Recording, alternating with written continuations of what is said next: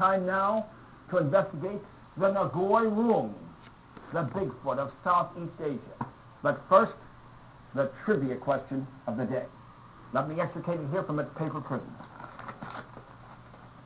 It's a three-parter. Which three countries comprise the so-called three borders region of Southeast Asia? Now the prize, the only prize is one pat on the back that you'll have to administer to yourself. One pat for each correct answer. Please, please don't call us.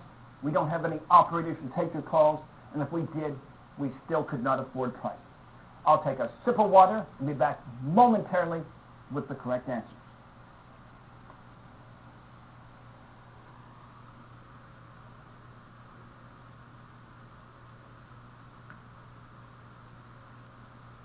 Okay, I'm calling time. Again, which three countries comprise the three borders region of Southeast Asia? The answers: Laos, Vietnam, and Cambodia. Now, for centuries, the locals in those areas, especially the forested regions, have claimed to have seen their version of Bigfoot, a hairy creature walking around. Of course, anthropologists scoffed at these reports. But then, in 1982, a university professor of anthropology himself came across a footprint, this footprint right here, of a creature.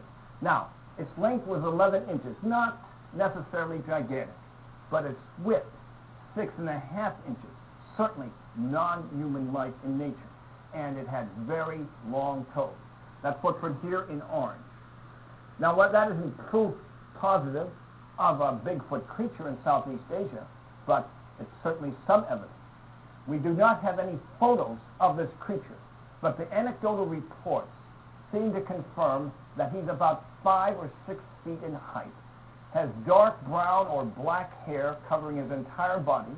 He has a somewhat humanoid face with a high brow, low forehead, and a very short neck and long claws. In fact, we have a depiction of him right here from Alika Lindbergh, who's the wife of Bernard Heuvelmans, the noted cryptozoologist.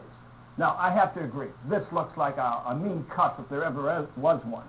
But there is no report of the Nguoi Rung, which by the way means forest creature, ever attacking a human being.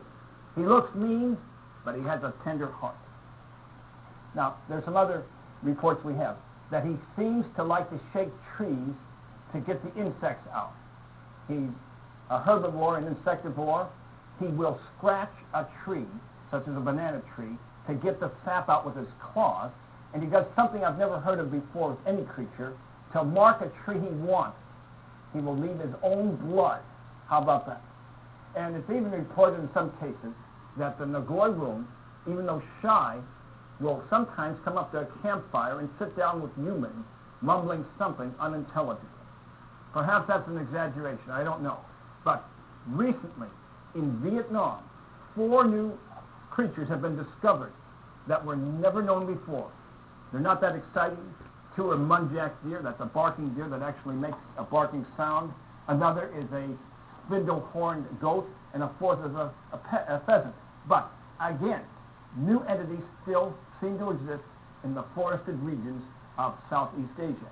And I might point out, why is it that in country after country, region after region where there are forests, whether it's Bigfoot in North America, or in Russia where we have the Almasti, or of course the Yeti and the Himalayas, or of course down in South America where we have the Didi in Venezuela, or in Africa where we have the Euphidi in Nyasaland, people repeatedly claim to see these hairy creatures.